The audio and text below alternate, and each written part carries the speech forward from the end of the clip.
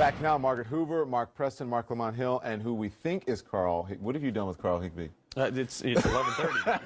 No, you're out of the first person to admit that there's actually a problem with the Trump campaign. There is a problem. I mean, they wouldn't fire the campaign manager if there wasn't a problem, but this is indicative of what you need to do. Look, he's making tough decisions right now. If a candidate were to take a hard turn on the style in which he runs a campaign and everything like that, people would question it. Now, if you fire the top leadership and you bring in someone new and then he makes a hard turn, it's not as much of a question and it's actually a positive. Yeah. So we said the question is, though, as I said again, is there enough time now? When you consider, what did you say, 100, how much did Hillary Clinton have? $117 million in outside money. And you said, like, you've raised $4 million. on- When you compared that to $117 million, I mean, Lord, I mean, come on. There's no doubt we are fighting very hard, and that's why we need, these super PACs to jump up like this. I mean, it is we are in a battle right now. Because it's not a popularity contest. This isn't just earned media is great, and being able to be visible all the time, 24/7 on all the media outlets is great. But at some point, you need a ground game, you need a ground team, and he doesn't have that. All right, so here,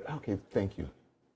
So how long have we been sitting here saying, everyone, this is not a popularity contest at this point. Donald Trump needs to pivot. And everyone is like, you're a Trump hater. Oh, you just don't want. It's like people were giving him actual real advice and telling the truth. And then all of a sudden, it's a reality today. Where has that reality been for the campaign? Well, the message now is Republicans, get behind Donald Trump, because if you don't, we're going to lose this election. And two, he does need to start making a couple changes. Such as? Such as I think the narrative needs to come to not attacking every single person that has something bad to say about him. Right. That was fine during the Oh, my gosh. Wait a minute. Are you sure you're Carl? Yeah, that was fine. Everybody. That was fine during the primary because, you know what? It won him the primary. But now, guess what? The Republicans are your friends. And that goes for the Republicans that are attacking him, too. Shut up and get on board. But anytime anyone questioned Donald Trump or a surrogate that came on, even if they boldly lied to my face or to the person on the panel, you were against Donald Trump and you were anti-Trump. And it's like, no, this is how every person is questioned. Develop a thicker skin. Where is this coming from now? Now it's back him, now it's tough love. Because we're down to the wire and we got to turn and burn. But here's a bigger problem you have. The Republican Party, many people in the party are saying, look, we can afford to lose an election, but we can't afford to lose the party. And so some people won't get on board. They'd rather sit this one out and let Hillary Clinton be president. We saw Lindsey Graham earlier today say that very thing, right? He's alluding to the fact that the next president. But then we lose the Supreme Court for 30 years. But it's not even about that. I mean, it's not like, oh, if we all get on board right now, we'll be able to do it, because so much damage has been done. And if you if you look at the demographics, if you look at the states, if you look at the statistics, if you look at all of the things Republicans need to do, at least to hit that watermark that Mitt Romney had, and then do better. Right. This is almost insurmountable. I mean, it's really inconceivable to see how Trump pulls this together. It's totally beyond, most of our imaginations.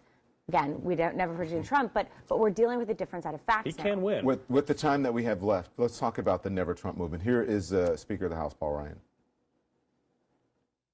So it is not my job to tell delegates what to do, what not to do, or to weigh in on things like that. They write the rules. They make their decisions.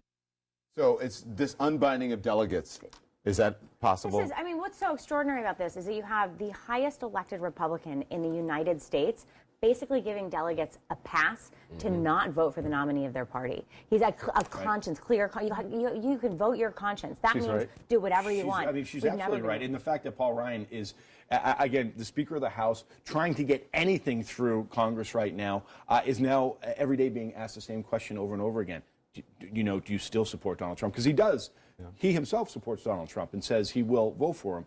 But every day he's being asked by reporters. And he's trying to get a major substantive legislative agenda through, and a policy agenda. Does that hurt, Carl, to hear that? Paul Ryan is tearing the Republican Party apart, not Donald Trump. Donald Trump has been doing the same thing. I could not disagree with you Paul more. Ryan needs to get. We were doing so well today. Yeah, I know, but here the reality of it is, Paul Ryan needs to understand that the Republican Party is reinventing itself with Donald Trump, and he needs to get on board. But what you need to understand about Paul Ryan, it's 70-30, 70% Paul Ryan, 30% Trump, and they got to come. Let's just be clear. I mean, you and I both know it was a plurality of Republican primary voters who got Trump to his position, not a majority. And what Paul Ryan is doing, and what everybody should know, is Paul Ryan is putting a substantive agenda through Congress right now. He's unveiling it every day. He's got 2 major pillars, 6 pillars. Every week he focuses on 2 new areas: regulatory reform, economic reform, poverty. Really an agenda that can stand in contrast to the inanities being spewed by the Republican nominee.